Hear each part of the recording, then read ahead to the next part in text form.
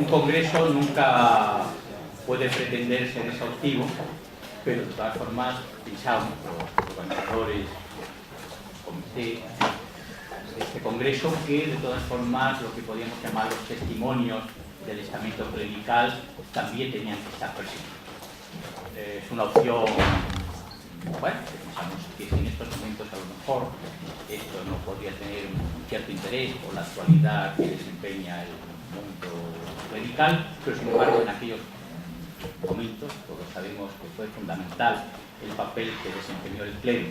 Entonces esa voz, ese testimonio es el que queremos traer hoy aquí esta tarde. Hemos pensado que precisamente para una labor relativamente ardua, porque bueno, significa abrir otro ventanal en las cosas de que estamos hablando, pues la persona más idónea era el profesor Jacobo Sánchez Mida, que es catedrático de la Universidad de Salamanca, y que él precisamente ha desempeñado una labor, pues así muy plural, ha tenido intereses muy diferentes. Yo les voy a leer así de una forma muy somera.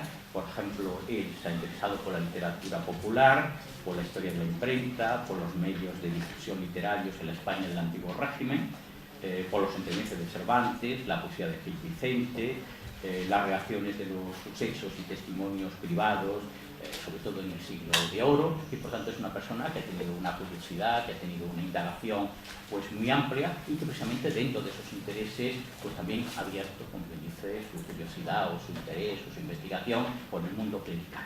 Por tanto, es a él a que le hemos pedido que esta tarde nos hable con su rigor y con su amenidad, más o menos ya como muy garantizada para nosotros. Y bueno, entonces yo no le voy a hablar de sus publicaciones, pero sí quisiera aludir al último libro suyo, cuyo título inmediatamente les va a causar una cierta expectación. Yo creo que es de esos libros que solo por el título, además, claro, de la calidad que puede tener dentro, habría que comprarse inmediatamente.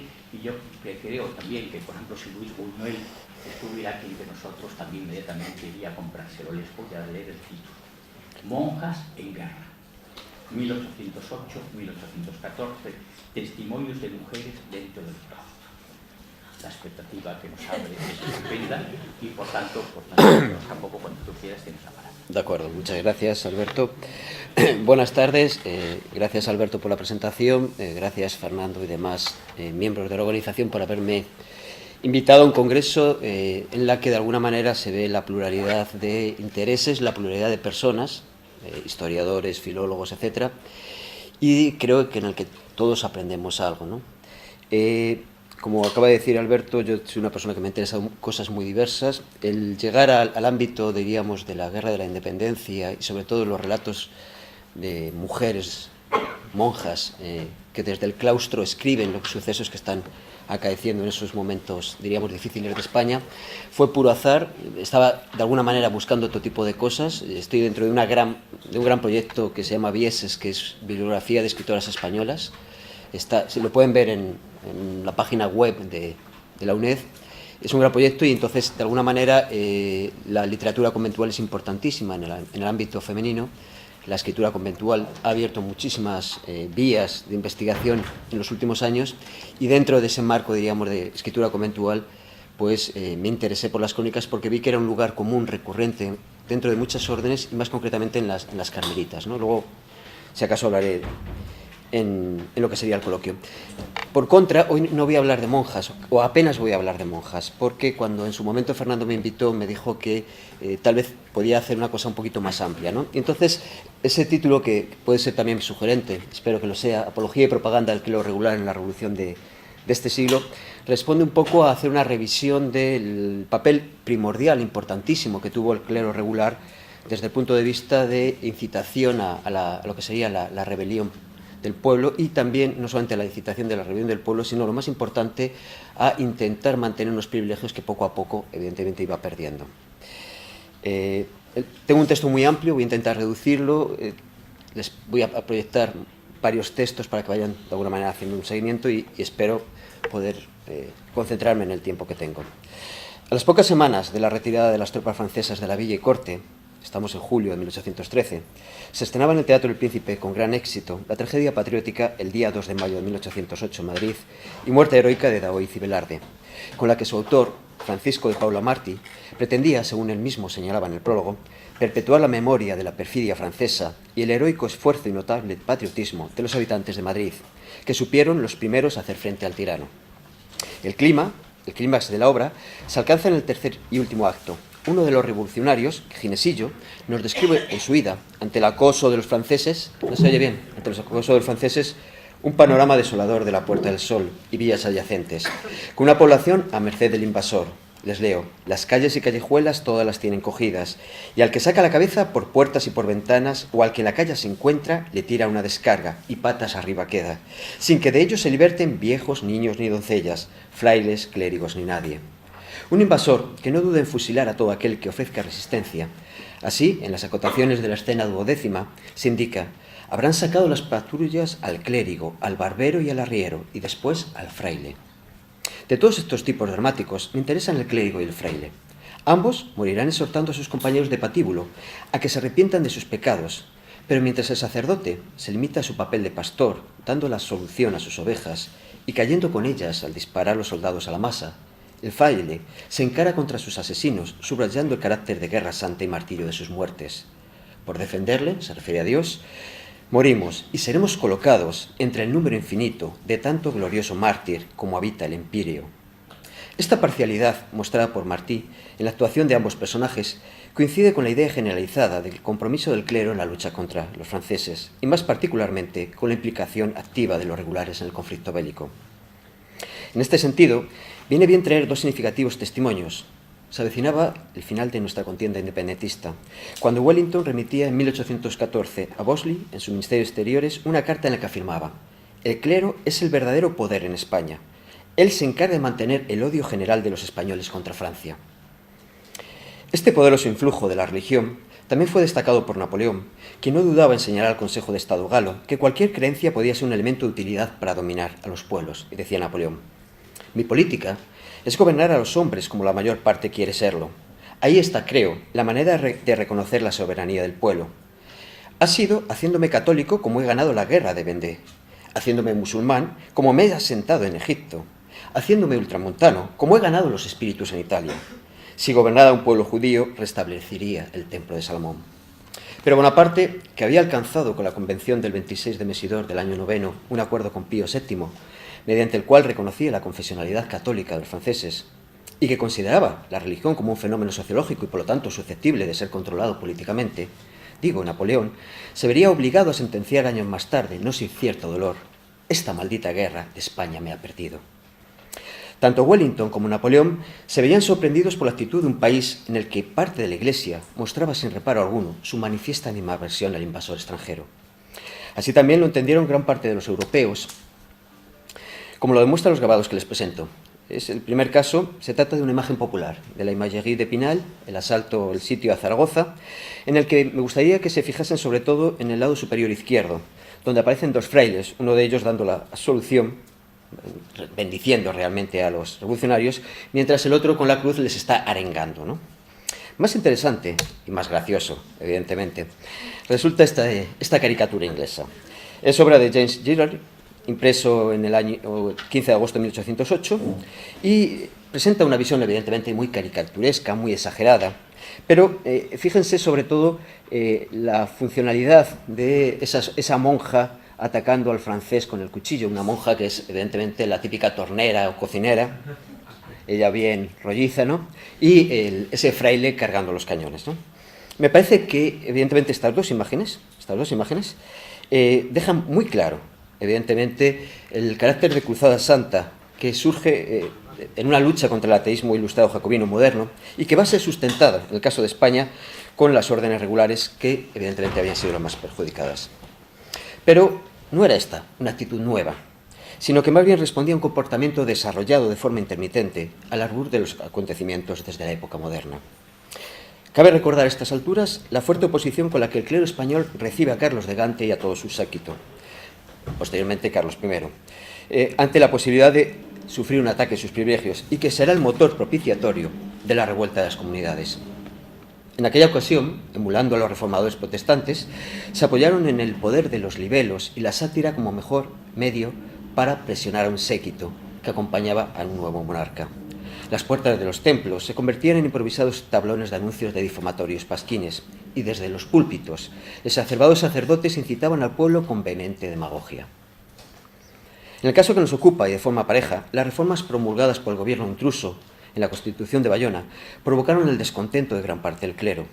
Si bien es cierto que se aseguraba que la religión católica era la del rey y de la nación española, no permitiéndose la práctica de ninguna otra, esta mañana se ha hablado precisamente del problema del Estado confesional, no es menos verdad que algunas medidas como la supresión de la Inquisición o la reducción de los regulares se llevaron no pocos resquemores.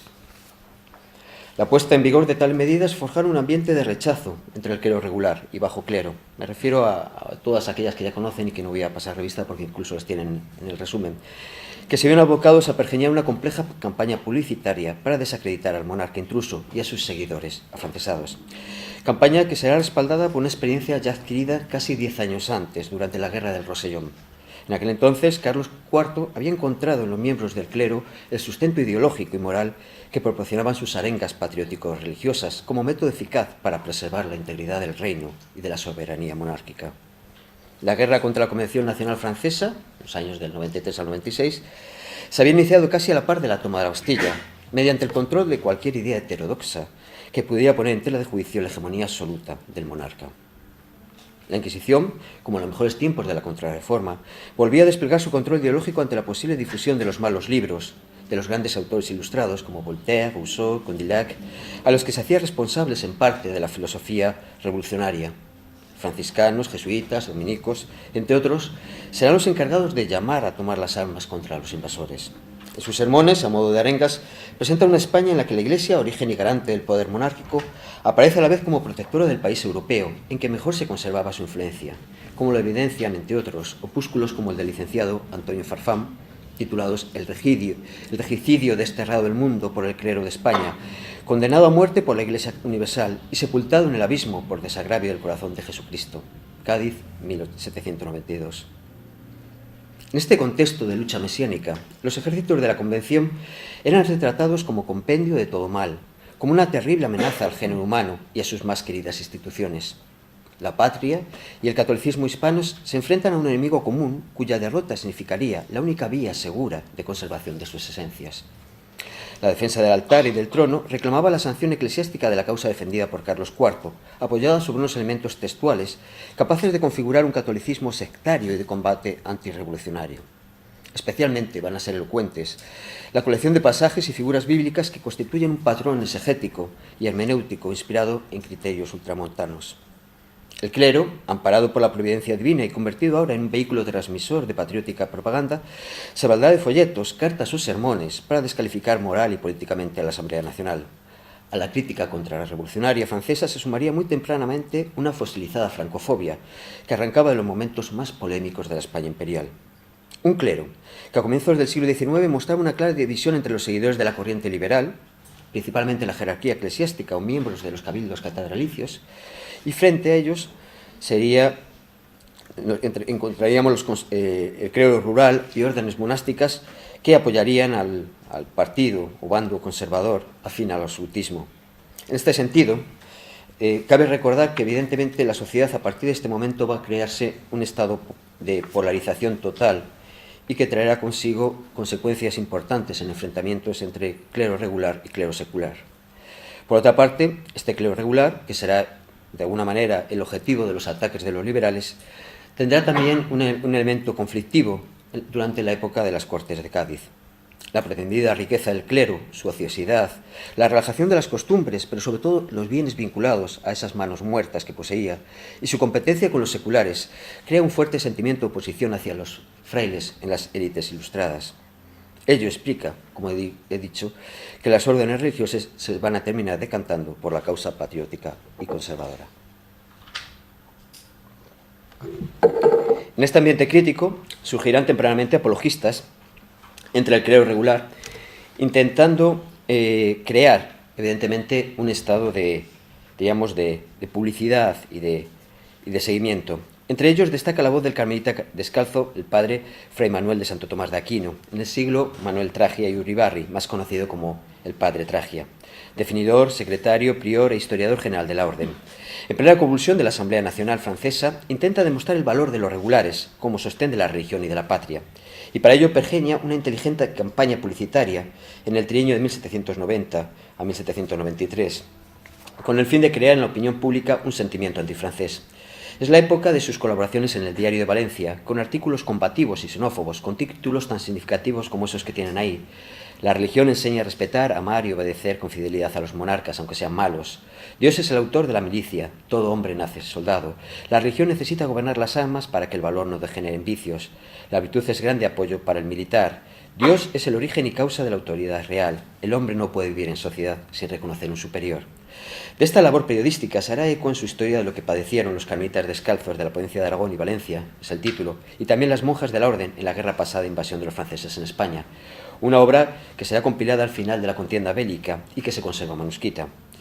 En esa obra, al objetivo de preservar la memoria histórica que mueve su compilación, dice, presenta un cuadro sencillo de lo que han padecido los conventos de carmelitas descalzos, se une un claro interés político, convenciendo por estos hechos cuán infundadas son las quejas de algunos folleteros que, sin haber servido ellos en nada a la nación, ni con sus personas, ni con sus caudales como debían, se ocuparon únicamente en allanar el paso a los franceses, persiguiendo quizás más que estos a los mismos regulares, a quienes sin duda se debe el levantamiento de aquel pueblo español en el principio, contra la felonía y dominación tiránica de Napoleón, y levantando la voz a favor de nuestro soberano cautivo, de la religión y de la patria afligida, sin que por entonces oyera otra voz a favor de la justa causa, que la del pueblo común dirigido por eclesiásticos y por religiosos, escondiéndose o enmudeciendo todos los que después han levantado tanto la voz contra los regulares. De ahí que tempranamente decidiría tomar partido a favor de la defensa de su Estado, y en esa crónica él mismo hace una especie de encomio a su labor como diarista, ¿no? Yo, que desde el año 1791 había ya impreso muchas obras y papeles relativos a la Revolución Francesa, previniendo y precaviendo el contagio que pasaría a los Pirineos, continué a dar muchos comunicados al diario, se entiende el Diario de Valencia, bajo el nombre del amante de la religión y de la patria, y algunos otros separados, que no solo se imprimieron, sino que el diarista los reimprimió en su cuenta y utilidad, pues él mismo atestiguará cómo jamás tomé un maravedí. Me interesa mucho sobre todo cómo de alguna manera se separa del ámbito del periódico ese tipo de artículos para convertirse posteriormente en pequeños folletos, ¿no? Hay una especie de dislocación del espacio original, en este caso la prensa periódica, para terminar convirtiéndose en folletos, en hojas volanteras, algunos de estos artículos. Las aseveraciones del padre Tragia nos sitúan en el centro del problema que pretendo desarrollar, el despliegue por parte del clero regular de todo un amplio mecanismo de propaganda ideológica, perfectamente pergeñado, para crear un estado de opinión en el pueblo, afín a su reivindicada causa. Dicha propaganda, como es de suponer, no estaría exenta de discursos arbitrarios basados en complejas estrategias de comunicación, tanto oral, y pienso en la poesía, canciones de guerra, arengas, proclamas y principalmente a través de la oratoria sagrada, como escrita, panfletos, folletos, hojas volanderas, sin olvidar la fuerza visual del teatro, de la que se hablaba también esta mañana, y de las estampas tanto de desastres de guerra como las estampas satíricas al estilo que hemos visto antes, cuyo alcance se extiende en el tiempo, desde el acoso de la filosofía ilustrada a finales del 700 hasta la restauración del absolutismo y el desarrollo del trienio liberal, pasando por las reformas suscitadas al abrigo de las Cortes de Cádiz. Lo más destacado de esta literatura apologética de los regulares es que tiene un desarrollo genérico amplio, que se sirve de formatos y soportes convencionales al caso. La mayor parte de estos folletos se difunden en formatos cuarto u octavo, aunque no por ello dejan de renunciar tampoco a lo que sería un libro, en el sentido estricto de la palabra, ¿no? Como medio de difusión, primordialmente de obras de mayor enjundia teológica, traducciones, o para la producción de lo que será después la publicación de las crónicas particulares de cada orden. Y todo ello sometido a una meditada política editorial que vela por una amplia implantación geográfica, por un mayor alcance popular a través de las continuas reimpresiones y por una efectista presentación titular. Y es muy interesante ver cómo se puede pasar de títulos realmente muy reducidos al estilo de proclama espiritual, a grandes títulos que funcionan como rúbricas argumentales, ¿no? Del tipo cartas críticas que escribió el reverendo padre maestro Fray Francisco Alvarado del Orden de Predicadores, o sea, el filósofo rancio, en las que con la mayor solidez, erudición y gracia se impugnaron las doctrinas y máximas perniciosas de los nuevos reformadores y se descubren sus perversos designios contra la religión y el Estado, obra utilísima para desengañar a los incautamente seducidos, proporcionar instrucciones a los amantes del orden y desvanecer todos los sofismas de los pretendidos sabios. Fíjense qué título, ¿no? Es casi una obra, solo el título. En cuanto a autoría, no resultan raros los textos anónimos, los adscritos a simples siglas o los que abiertamente presenta su autor con consignación de la orden a la que representa. Lo más destacado es que cuentan con el púlpito como escaparate de sus escritos. El ahínco con que los regulares desarrollan su labor propagandística les lleva a participar incluso, como es sabido, activamente en la revuelta popular.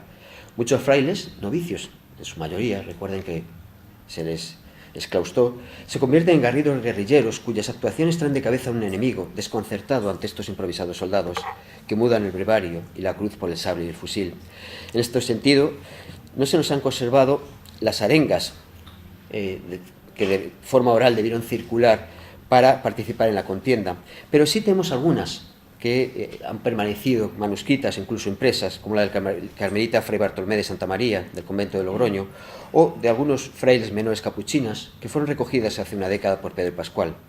Entre ellas, destaca por su complejidad el reglamento de las partidas de cruzada del padre Tragia, y otro texto cercano a él que se conserva en el archivo secreto del Vaticano, en el que se ofrece la siguiente definición de guerra de religión que me interesa ahora entrar en ella. Decía el padre Tragia en ese manuscrito que está datado el 9 de enero de 1810 en Sevilla: para conocer con evidencia cuán sencilla y justamente puede y debe declararse en el día la guerra de religión, basta entender lo que significa esta expresión. Guerra santa y de cruzada y religión es lo mismo en la sustancia y solo significa que defendemos las leyes divinas, el dogma, el culto exterior, la Iglesia, los vasos santos, sus ministros, las costumbres y la moral. El nombre de cruzada solo se añade en señal de la cruz por divina, siendo innegable que todos estos bienes espirituales peligran de muy cerca y que han sido ya, en muchas provincias, no puede dudarse que en su defensa es y puede llamarse guerra de religión, santa y cruzada, mejor que las antiguas que se dirigían a solo Jerusalén, de la cual estaban los infieles en posesión pacífica.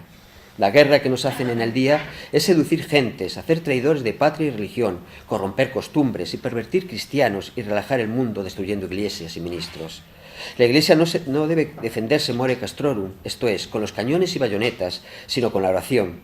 Mas cuando la pérdida de la Iglesia trae consigo la del Estado, cuando las notas de éste se invierten contra la patria y cuando un injusto y extranjero quiere asesinar a los ministros y pervertir la moral con peligro del alma y vida, debe defenderse con las armas. Se presenta pues al invasor francés como un enemigo de la religión y de la patria, al que hay que combatir abiertamente, por lo que surge la necesidad de justificar la guerra en un ámbito cristiano, en el que cualquier conflicto bélico era habitualmente objeto de recriminación y censura. Pero no todos los miembros de la Iglesia estaban de acuerdo con el uso de las armas. Así, por ejemplo, en el Catecismo Católico Político, que con motivo de las actuales novedades de la España dirige y dedica a sus conciudadanos un sacerdote amante de la religión, afecto a su patria y amigo de los hombres, impreso en Madrid en 1808, se establece una relación en ese catecismo dialógica entre un conciudadano y un sacerdote, discípulo y maestro respectivamente, en el que primero plantea sus muchas dudas al segundo. Se tratan de varios temas: influencia de la religión en el bien de la sociedad, verdadera idea de la sociedad, de la influencia de vida de las autoridades constituidas, idea del verdadero patriotismo, y se acaba con el título que nos interesa a nosotros, de las guerras llamadas de religión, en la que el alumno interroga, y dice el conciudadano: si la religión, como hemos supuesto, no enseña sino la mansedumbre, la paciencia, el amor a los enemigos, el perdón de las injurias, el sufrimiento en las persecuciones, ¿cómo podrá ser compatible el uso de las armas para contrarrestar a los que ultrajan la religión con las pacíficas máximas que le son tan esenciales? Y le responde el sacerdote: ya hemos dicho antes que toda nación, todo gobierno, toda sociedad política tiene derecho de oponerse con fuerza armada a cualquier otra nación que intente despojarla de su constitución, de su legislación, violentarla en sus usos, en sus costumbres o usurparla sus propiedades. Y siendo la religión la posesión más ventajosa, la más excelente y aun la única que puede hacer verdaderamente feliz a la nación que tiene la gloria de profesarla, nadie puede dudar con razón que una nación insultada en su verdadero tiene facultad de repeler con los medios que le son propios la violencia que se le hace. Pero Deducir de aquí que la religión puede propagarse o defenderse con las armas, o de otro modo, suponer que hay guerras de religión, es una inexactitud tan intolerable que la simpleza con que se profiere me impide llamarla una impiedad, una blasfemia contra su divino fundador. Con todo, serán los regulares los que exhorten con mayor vehemencia al uso activo de las armas en la lucha contra el invasor francés. Pedro Pascual se hacía eco de cómo el 14 de junio de 1808, cuando todavía no se había producido la consagración de José I por el arzobispo de Burgos, don Manuel Cid Monroy, que se celebrará, como es sabido, el 7 de julio, ya había cierto revuelo en los conventos de Castilla, Navarra y centro de la península, que propició el siguiente comunicado del jefe del Estado Mayor de esta plaza para que se prevenga a los religiosos no procuren la sublevación, haciéndoles responsables de cualquier resultado que no se toquen las campanas después de las oraciones. Dice, Su Excelencia el Mariscal Bessières, convencido de que ninguna precaución estará de más para conservar la tranquilidad pública, me encarga, insiste a Bosé, que prevenga inmediatamente a los conventos de Burgos y a todos los que se hallen en su jurisdicción, que son ellos los responsables de los sucesos que puedan comprometer la seguridad de los habitantes pacíficos. Su Excelencia está ciertamente instruido de que muchos frailes han procurado por insinuaciones pérfidas pervertir al pueblo y excitarle a que tome las armas contra las tropas francesas, y que muchos de ellos han intentado persuadir a los soldados franceses a la deserción. Es decir, fíjense hasta dónde llegan las cosas.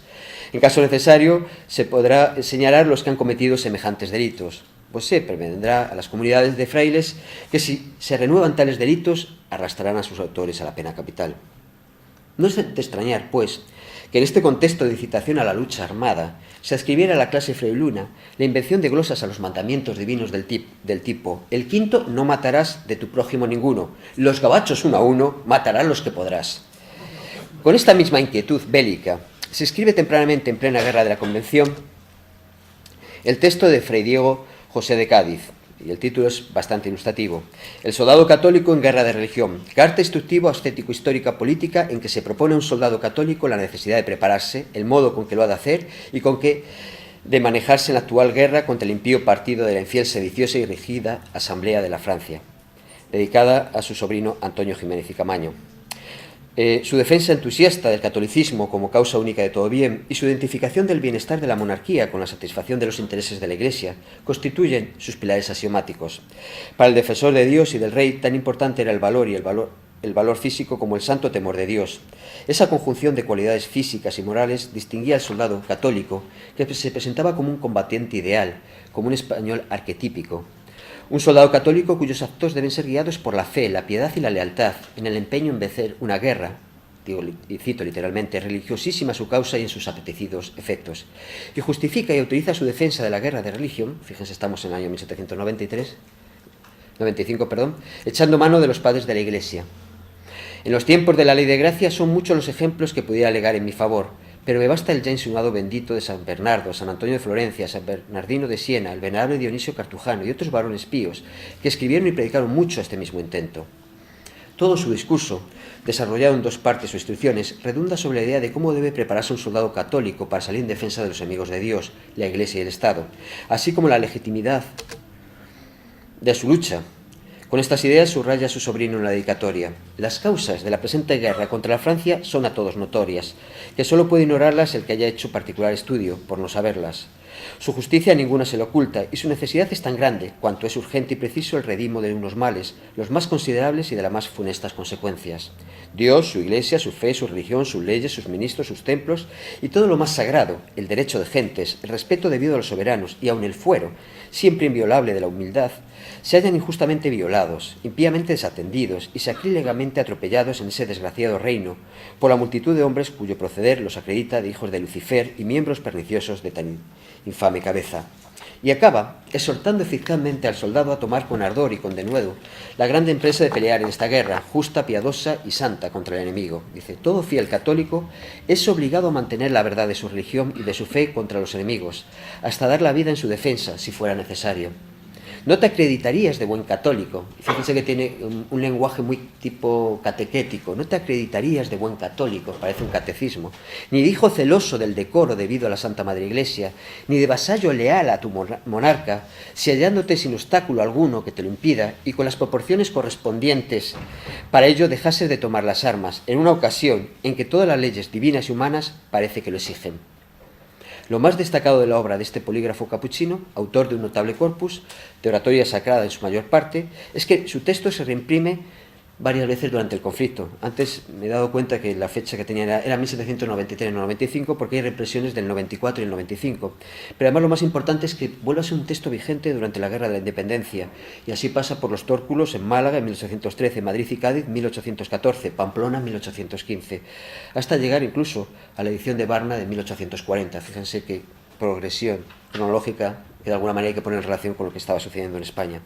Y junto a él, y en el mismo contexto, sermones como el de su compañero de religión, Fidel del Castillo, Voces de la religión contra el impío y rebelde sistema de Francia, sermón en la solemne rogativa por el feliz éxito de nuestras armas en la presente guerra, hecha por la comunidad de reverendos padres capuchinos de la ciudad de Cádiz el día 21 de abril de 1793, estando todo el día patente el augusto adorable sacramento, etc., etc. Cádiz, 1793. Sin olvidar los artículos que antes mencionaba del padre Tragia. La incitación a la rebelión y el uso de las armas por parte de los regulares requería asimismo de una astuta campaña de descrédito del enemigo, del que se ofrecía una imagen oprobiosa, capaz de suscitar el pavor y las iras del pueblo, que se había desarrollado ya ingeniosamente durante la Guerra de la Convención, y que ahora, en plena revuelta independentista, se volvía a ella, a modo de tópicos o tropos discursivos. La identificación de José Bonaparte y Napoleón con el tirano mayor, con el anticristo, se evidencia, por ejemplo, en ese opúsculo anónimo La bestia de 7 cabezas o 10 cuernos, o Napoleón emperador de los franceses, exposición literal del capítulo 13 del Apocalipsis por un presbítero andaluz vecino de la ciudad de Málaga, preso en Málaga en 1808.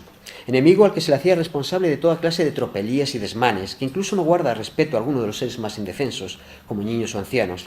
Se subraya en esta propaganda de guerra la política anticlerical del francés, con actitudes irreverentes constantes y martirios de víctimas inocentes.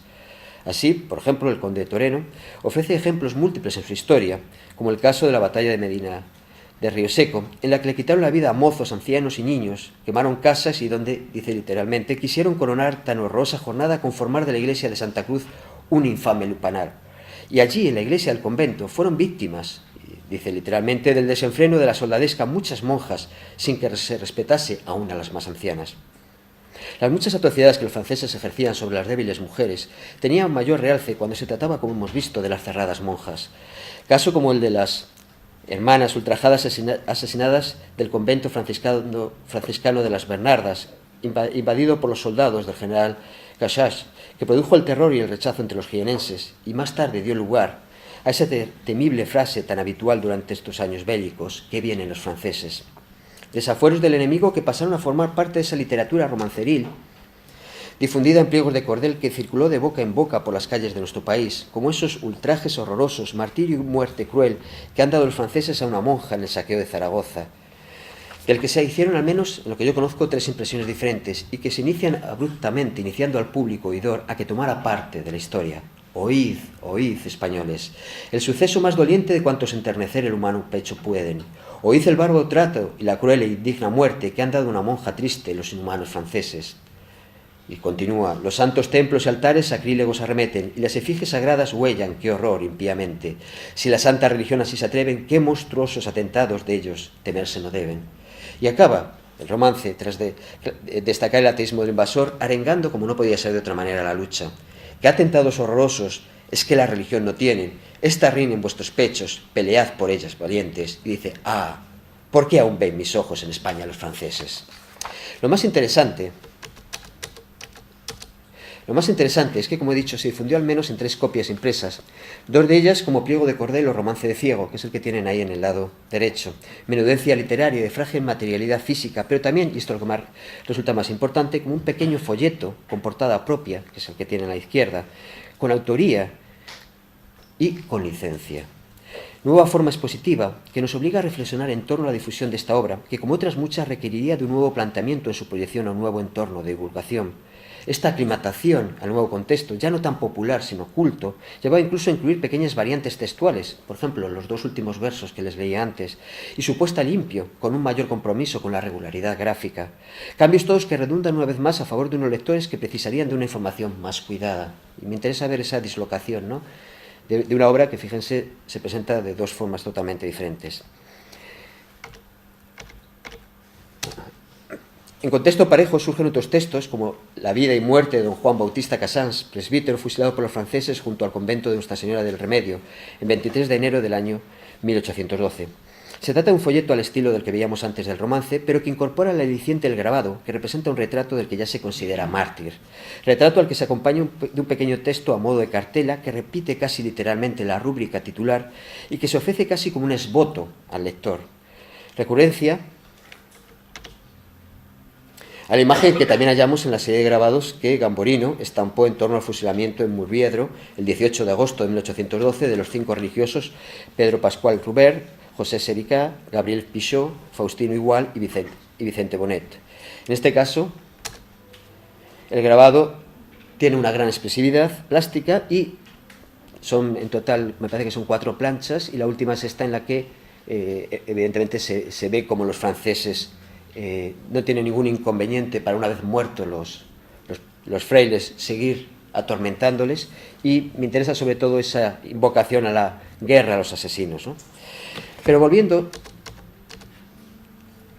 al juego propagandístico que ofrecía la imagen femenina como símbolo de la debilidad de la víctima ante la crueldad de la soldadesca napoleónica, es destacable asimismo su excepcionalidad, tanto en su presentación como heroína, del que podríamos traer montones de ejemplos, como el de arengadora comprometida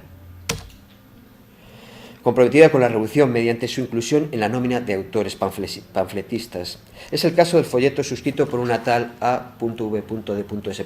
que tienen ahí, titulado Enérgica exhortación que hace una religiosa descalza al ejército español vencedor de los que llaman invencibles, persuadiéndole que corone con sus heroicos triunfos, arrancando del poder del enemigo del honor y de la humanidad al pérfido Napoleón y colocando en su trono a nuestro amado rey Fernando VII, cuya autoría creo que puede ser puesta en tela de juicio. Yo creo que realmente esto no lo escribió una mujer, pero en todo caso lo que sí me interesa es el grado de compromiso, en este caso del clero regular femenino, en la independencia española. Ea, leales y atrevidos españoles, una religiosa, fíjense que arenga, os habla, una religiosa descalza, importante matizar incluso la orden, desde el rincón de su humilde celda, procura introducir en vuestros generosos y magnánimos corazones todo el fuego de la venganza, todos los furores que saben ejecutar la lealtad y el pundonor ofendidos y agraviados por la infamia, la cábala y el engaño. Corred a Francia, destruid a su mayor enemigo, no imitéis los sacrílegos atentados, los viles robos y los infames y atroces crímenes en pueblos miserables e inermes de sus bárbaras y ruines tropas. Pero no deseéis el menor vástago de su oscura y despreciable familia, que no sea trofeo de vuestros pies. Vuestras espadas, tintas con su sangre, digan al orbe que no desearon la menor reliquia de tan perverso linaje. Librar a nuestro rey de este borrón de la naturaleza. Volved a la patria y a su trono, al que fue arrebatado de ella, y de él con engaño más infame que el de París con Meneleao. Pero sin lugar a dudas, fue en el desarrollo de la oratoria sagrada donde los regulares debieron de encontrar el mejor mecanismo de propaganda y apología de su Estado. El púlpito se erige, pues, como el medio de difusión por excelencia de la ideología católica. Lenguaje oral y autoridad del sacerdote se unen para hacer del mismo la vía de divulgación más eficaz, espacio catequético por excelencia. Su eficacia es indiscutible a partir de 1808, cuando el sermón se erige como un importantísimo medio de comunicación con respecto a la marcha puntual del conflicto bélico.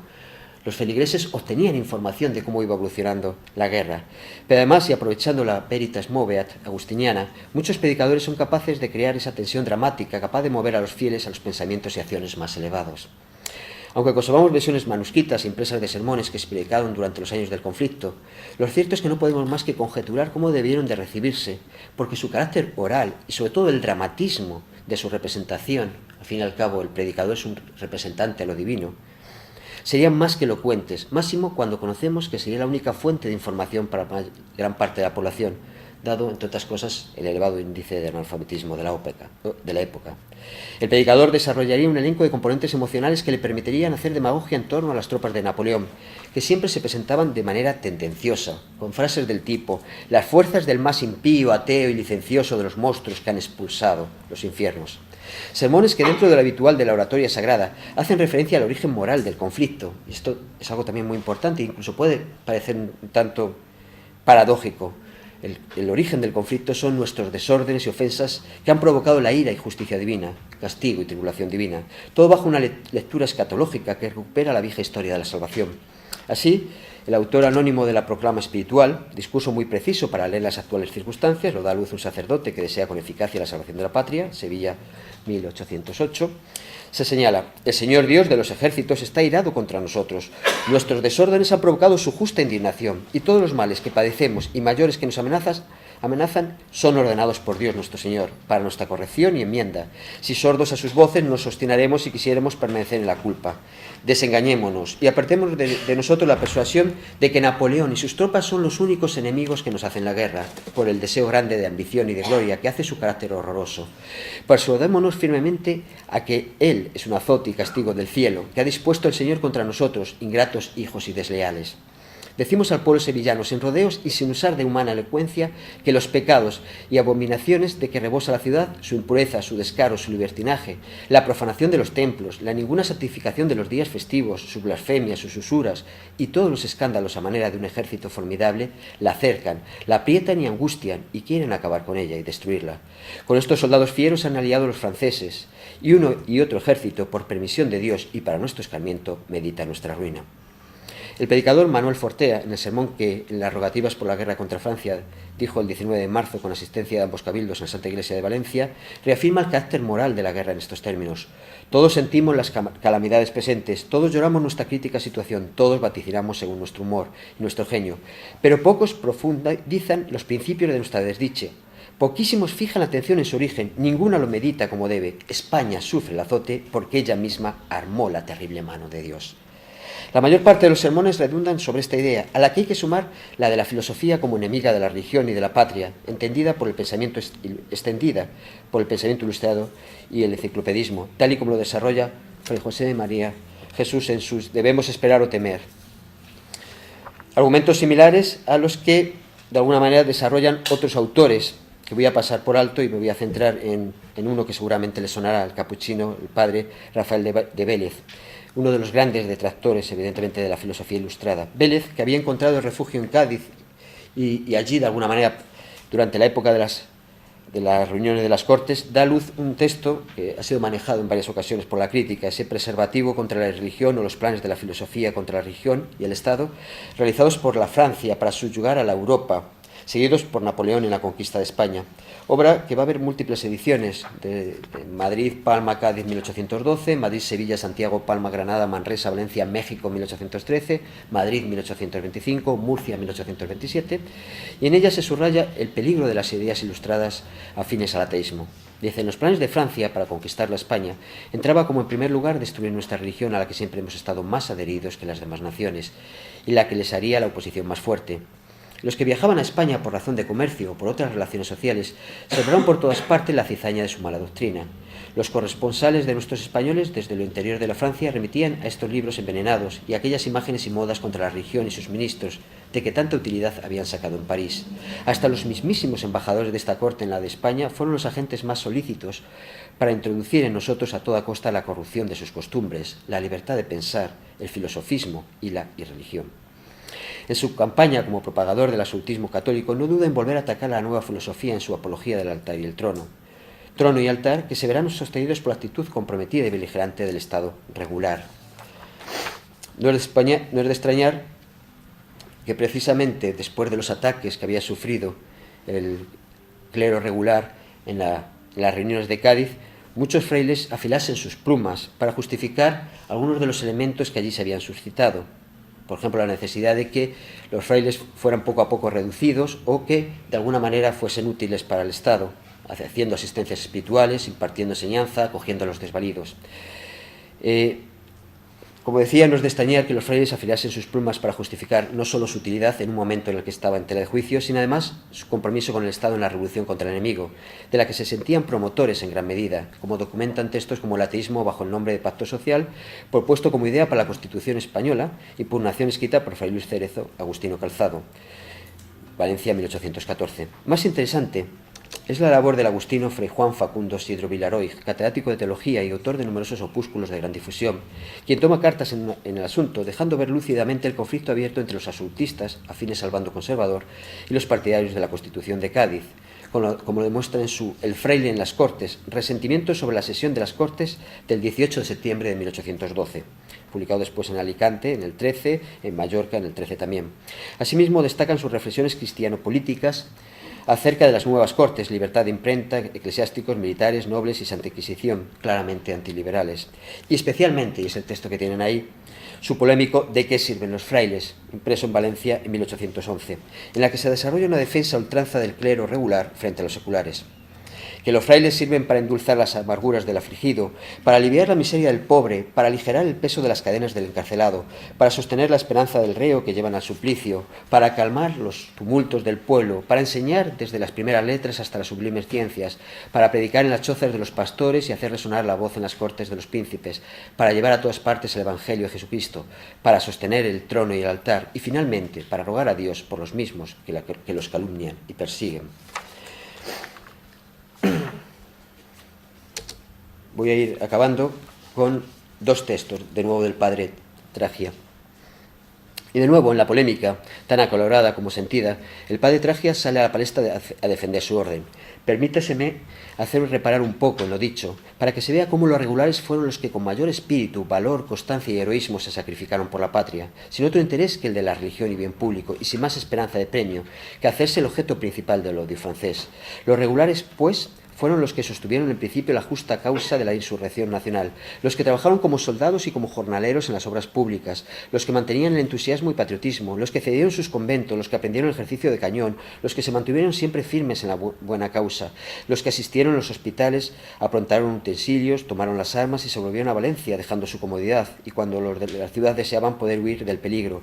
Y esto lo hacían cuando en la misma nación y en la misma Valencia se imprimían papeles preguntando ¿para qué sirven los fieles?, tratándolos de holgazanes, inútiles y perjudiciales. ¿Y no es heroísmo obrar de este modo entre dos fuegos franceses y de los malos españoles? Y hacen esto sin interés y sin esperanza de recompensa. Pero no es mucho obrar así los franceses, cuando al mismo tiempo se hizo un sainete en Cádiz intitulado La Frailada, que se celebró en impresos de los que se apellidan amigos de la humanidad, en que se ridiculizaban los religiosos hasta pintarlos como más despreciables que las bestias, pues aseguran que los franceses vendieron muchos ministros de Dios que se llevaban a Francia por 2 pesetas. La obra a la que se refería Tragia es La Frailada de un fraile, escrita por un tal licenciado Cascarrecio, Cádiz, 1812. Que junto a la también satírica definición de la nada del fraile en su actual estado en estilo joco satírico y serio, obra de un poeta de La Mancha, con las siglas FGL, Sevilla, 1813, son obras que tratarían de inculcar a los lectores su rechazo, cuando no desprecio a las órdenes regulares. Estas, por su parte, y voy acabando, desarrollarían una compleja política propagandística como apología de su estado mediante el bombardeo con cientos de páginas que les justificaban como una necesidad social, a la par que religiosa.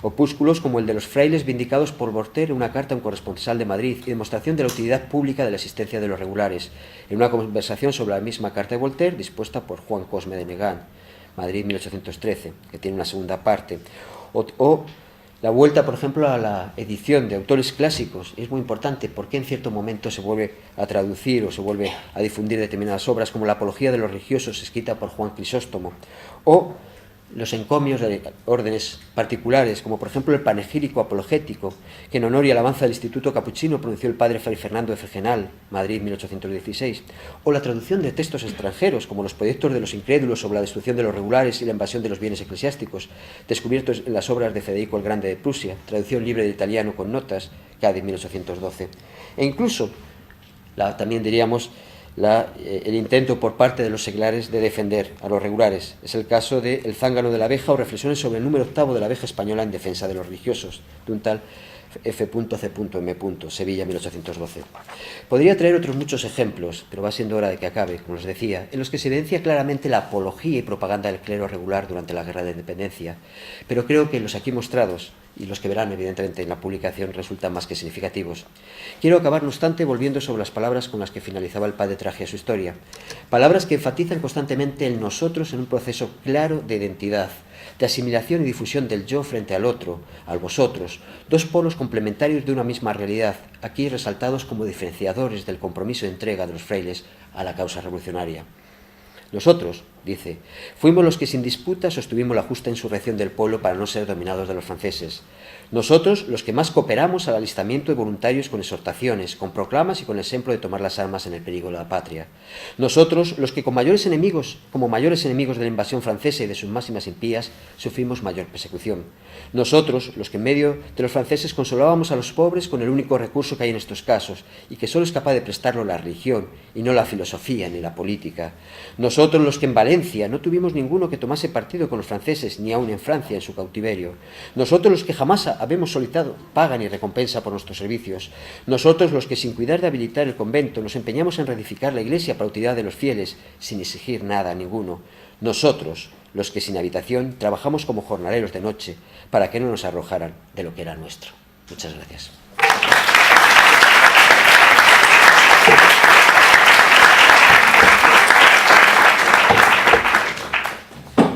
Bien, pues muchísimas gracias, Jacobo, con tu palabra y con estos textos. Yo creo que hemos recobrado, nos has hecho recuperar aquella época tan conflictiva y tan dura que vivimos debido a esa presencia del clero en la España. Yo creo que queda abierto a la posibilidad de hacer intervenciones. Tienes que hablar. ¿Estos frailes se creían con el apoyo de Roma? ¿Cuál es su relación con el clero de Roma? ¿O buscaban el derecho de hablar de la iglesia? Porque se presenta aquí como que es defensor de la iglesia, por eso se supone el apoyo de Roma. La cosa es que es muy complicada, porque hay que recordar que Pío VII había durante esta época estaba, entre comillas, encarcelado, ¿no?, por Napoleón, y por lo tanto sí que hay, vamos a ver, sí que hay diversos textos que emanan del papado y que son de alguna manera utilizados tanto por el clero regular como por el clero secular. Pero realmente no, yo creo que ellos realmente no utilizaban a Roma ni a la religión romana vaticana como un elemento, diríamos, de apoyo para sus textos, sino ellos mismos tenían suficiente entidad para salir en defensa de lo que sería para ellos el catolicismo, la religión y evidentemente la patria. Porque además hay que entender una cosa, realmente son, por decirlo de alguna manera, son sublevaciones que tienen una motivación que tiene que ver con las exclaustraciones, con la pérdida de todo su patrimonio y con la obligación que se les hacía de que vistiesen como seglares y que evidentemente dejasen lo que es el ámbito religioso, ¿no? Personas que por lo tanto estaban abocados a la lucha simplemente por una necesidad de supervivencia, ¿no? Y hay muchísimos testimonios, evidentemente no textuales de propaganda, pero sí testimonios de cómo muchos de estos frailes, vistiendo evidentemente como seglares, seguían yendo a los conventos, por ejemplo, de monjas, que las monjas en cambio no fueron exclaustradas, gran parte de ellas quedaron en los conventos, aunque muchas tuvieron que terminar marchándose dependiendo de qué zona estemos hablando, ¿no? En Zaragoza, por ejemplo, la cosa fue muy complicada, etcétera. Pues muchos de estos frailes seguían siendo confesores de monjas y entraban en los conventos pues casi a escondidas, acompañaban, incluso hacían como de guías cuando las monjas se veían abocadas a salir de los conventos y tenían que huir, ¿no? Y ahí en esas historias de monjas que comentábamos al principio de mi intervención, hay mucha referencia sobre todo a padres carmelitas, y también pasaba con los capuchinos, que acompañaban a las monjas y seguían ejerciendo esa profesión, diríamos, de padres o de casi catequético, pero a la vez también de personas que les llevaban comida, que seguían manteniendo un vínculo importante, aun estando ya fuera del ámbito religioso porque habían sido obligados. Entonces, por decirlo de alguna manera, no creo que utilizasen a Roma como un elemento, digamos, para afianzar lo que sea su política propagandística o de lucha contra el invasor, sino que era una necesidad básica, ¿no? Es como la persona que le echan de su casa, le quitan absolutamente todo y ya no tiene nada. Lo único que puede hacer es salir en defensa de lo suyo, ¿no? Y cada orden al final lo que hizo fue salir en defensa de lo suyo, ¿no? Con todo lo que supuso en todos los sentidos, ¿no? ¿Has encontrado en estos testimonios algún ejemplo de crítica directa contra los clérigos que apoyaron el bando josefino? Sí. La minoría, Sí. Pero, ¿podrías dar un ejemplo? ¿Se recuerda? Ahora no recuerdo, pero sí. Y de hecho no sé si en alguno de los que yo he leído se dice algo, pero sí hay, evidentemente hay... Además, ahí sí que es una diferencia importante, porque llegó a cierto momento diríamos, determinados sacerdotes se oponen a los regulares de manera abierta, aquellos que son adeptos al bando liberal, y hacen toda clase de ataques, incluso literarios, contra los regulares. Y él, me parece que lo decía antes el padre Tragia, que es el primero que dice que incluso los sacerdotes les atacan, ¿no? Es decir, el propio clero ataca al propio clero, ¿no? Hay una especie de enfrentamiento entre conservadores y liberales que tiene que ver con el alto clero y el bajo clero. En ese sentido, hay una especie de insurrección por parte, volviendo otra vez a la pregunta de antes, por parte del clero regular respecto a muchas proclamas de obispos, ¿no? Hay 3 o 4 grandes obispos que sí se oponen a los franceses, pero hay otros que son colaboracionistas.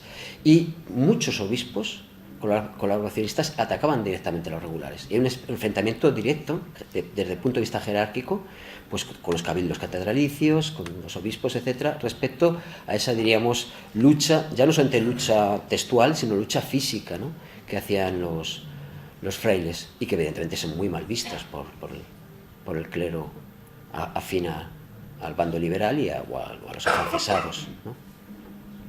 En ese aspecto sorprende en el viaje de José Bonaparte por Andalucía la acogida que va a tener no solo por los obispos, sino por todo el cabildo catedralicio. Sí. Cuando va llegando a Córdoba, Sevilla, es toda una ceremonia como si llegara realmente el Redentor, o sea que es una muy aparatosa el recibimiento por parte de toda la jerarquía. Y sí, estaba perfectamente dividido la Iglesia.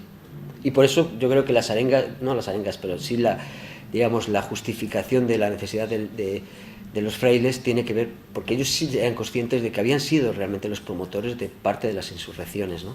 Con su propia vida, a través de la cantidad de guerrilleros que eran antiguos frailes, que hay muchísimos casos, no solamente el Merino, sino hay cientos de casos de frailes, y evidentemente sobre todo con sus actitudes vitales, que el pueblo de alguna manera lo percibía. También es verdad que es una dinámica que se puede seguir a lo largo de la historia. Ponía el caso de la guerra de las comunidades, pero siempre ha sido así, es decir, el clero regular siempre ha estado más cercano, el bajo clero, al pueblo, frente a las grandes jerarquías eclesiásticas que siempre se han mantenido más al margen, incluso con enfrentamientos frontales, ¿no? Perdona, ahora te doy. ¿No podrá haber una causa también de lo que podríamos llamar de que la formación es, por decirlo así, mucho más elemental en el clero, en los frailes? Es un poco esa teoría que a mí me sorprendió mucho de Trotsky, cuando habla de la guerra civil española y tal, dice cómo precisamente el arma de infantería es la que había promovido más militares fascistas, mientras que a medida que las armas tenían más formación, de la gente pues, de ingeniero, de aviación y tal, esos eran, por decirlo así, más demócratas. Entonces, no podía haber como que queda un poco ingenuo, ¿no? Pero que también en el mundo del clero pues podía pasar igual. Cuanto menos formación recibes, más te conviertes en un capuchino que va por los púlpitos. Sí, y la labor pastoral, evidentemente, de los frailes es bien conocida frente al sacerdote, que incluso en un momento dado puede ser más lejano que el fraile que va en las zonas más deprimidas, ¿no? Perdona, es que fue un segundo. No, es que no estoy de acuerdo que en el ejército... No, yo con lo que dice Trotsky. No, a mí me dijo que ha sido el transmisor. La formación en aquella época de los militares era totalmente uniforme. Para la especialidad, tenía una especialidad y a otra, que está un poquito más científica, la formación básica era prácticamente. Pero claro, para mover un avión hace falta más formación. Intelectual, ¿no? Quizás habilidades mecánicas, sí. Perdón. Sí, has mencionado antes que había una vuelta a los autores clásicos. ¿Podrías, por favor, aunar en el tema relacionado con el mundo griego? ¿Hay alguna vuelta al mundo griego? ¿Tiene algún significado? Que me he encontrado algunas cosas del mundo. No, cuando decía autores clásicos me refería sobre todo a los padres de la Iglesia, vale, pero a patrística. Nada ligado, No, me refería evidentemente a lo que son los grandes argumentos de... Lo que pasa siempre cuando hay alguna crisis es la vuelta al origen. Las reformas dentro de la Iglesia o las reformas dentro de las órdenes volvía al origen, los primeros padres, ¿no? Y se convierten en las autoridades que se citan, ¿no? Volver a la apología de los religiosos de Crisóstomo era muy importante y precisamente se publica la edición en el año 12, no antes ni después, sino en el año 12, por algo es, ¿no? Es decir, eso tiene una motivación. ¿Sí? Sí, yo estoy de acuerdo que tiene que ver algo la formación teológica de las órdenes religiosas está en relación. No sé si Pedro Pascual dice algo de los capuchinos, por ejemplo, que son los más religiosos. Y también hay que ver, yo creo que es la propaganda, ¿no? La corriente reaccionaria que es internacional. Es decir, que todas estas gentes ya en la guerra de la Convención beben de Fuentes, Barroer, etc. Que más o menos se van adaptando y que llegará luego hasta el capitalismo, interpretaciones vuelven a reproducirse todas estas obras. Es muy importante, pero también destacaría yo en este periodo, quizás sea uno de los documentos más importantes, que es del alto clero de los obispos. Son los obispos refugiados en Mallorca, escriben una carta pastoral en 1812, donde cogen muchas de estas tesis, los Traje, los Vélez. Mallorca es un centro de reaccionarismo donde están allí, muchísimos de los impresos emanan de Mallorca, publica las de Prusia, como Santiago de Compostela y en menor grado Manresa también tiene un núcleo importante. Pero es más tardío Manresa. Sí. Y ahí pues toda esta manera de entender la guerra, y porque la Iglesia tiene un poder también de socialización del conflicto, de dar explicaciones más didácticas, los catecismos, todas esas formas de llegar y de dar sentido, una guerra que también es larga, por otros motivos también, como ha señalado muy bien, del aspecto, por ejemplo, de la secularización, de las órdenes religiosas, el tema también de la desamortización de Godoy de 1798, que también está latente en todo este proceso, ¿no? Y que hay una fractura dentro del clero, hay los liberales, ¿no? Que hay los muy liberales en ese sentido, pero yo creo que la pastoral esa es un documento Juglar en aquellos años decía que era como el documento más importante de la Iglesia contra la modernidad, es decir, el sector más reaccionario que recoge toda esa filosofía, que no solamente del clero regular, sino de alta jerarquía. Por cierto, entre los obispos aquellos eran todos catalanes, más el de Pamplona y el de Teruel. Se habían refugiado de allí. Y hay unos escritos muy importantes de gente que reacciona como... hay un panfleto que, utilizando términos de San Agustín, habla de los obispos apandados que han abandonado sus huestes como pastores en sus diócesis y que han huido ante el peligro, se han refugiado allí para defender sus intereses. Sí, sí. Gracias. Bueno, cuando dicen los frailes que son los peores enemigos de los franceses, es verdad que visto desde el otro lado francés, efectivamente hay una forma de antimonacalismo que no se aplica, que no vale para los párrocos del pueblo. O sea, claramente los franceses ya estiman globalmente que los frailes españoles son, bueno, ignorantes, fanáticos, libidinosos, o sea, un montón de defectos. Y por lo tanto hacen una diferencia radical, bueno, radical no sé, no todos, con los párrocos del pueblo. O sea que cuentan los franceses, los militares, con el posible apoyo de los párrocos, estimando que no son tan ignorantes como los frailes, que se pueden recuperar, que se pueden ilustrar, y de ahí, por lo tanto, este sentimiento de miedo, pánico, sabiendo que los militares, estoy pensando por ejemplo en el caso pragmático de Suchet. Suchet, además, es francmasón. Es verdad que la masonería francesa en aquel momento también presenta a los frailes españoles. Esto procede de la visión, digamos, volteriana, se remonta al siglo XVIII, que no hay nada que esperar de los frailes, pero que sí, se puede esperar comprensión, adhesión, o por lo menos pasividad del clero secular. Y de ahí las medidas de deportación a Francia, no tanto, no masivamente de los párrocos, pero sí de los frailes. Sí, que es lo que decía de las 2 pesetas, que se vendían por...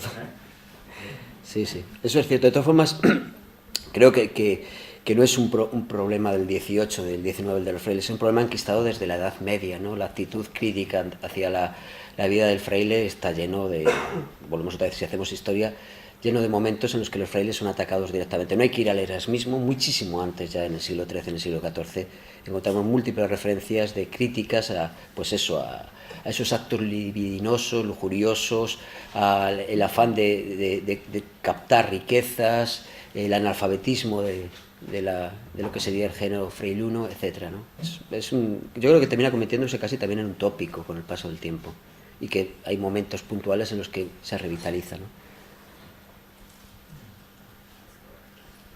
No digo que allí corta ya porque nos tenemos que ir. Ah, que eran dos personas que nosotros no sabríamos quiénes más lo podemos intervenir.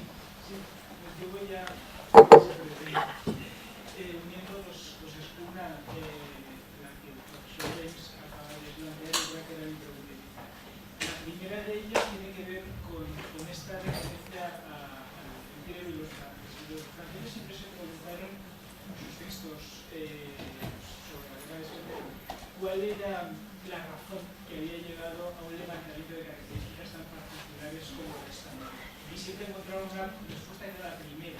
La primera era el clero. El clero era el mecanismo social que estaba en contacto con la sociedad y que era capaz de suscitar movilización a partir de determinados argumentos que a priori podían ser complejos, pero que llevaban a movilización, es decir, teoría y práctica en un mismo instrumento. Evidentemente, ojalá fuese tan sencillo, pero los franceses tocaron un punto sensible de la sociedad española que tocaba, como casi todos los tópicos, una parte importante de esa sociedad.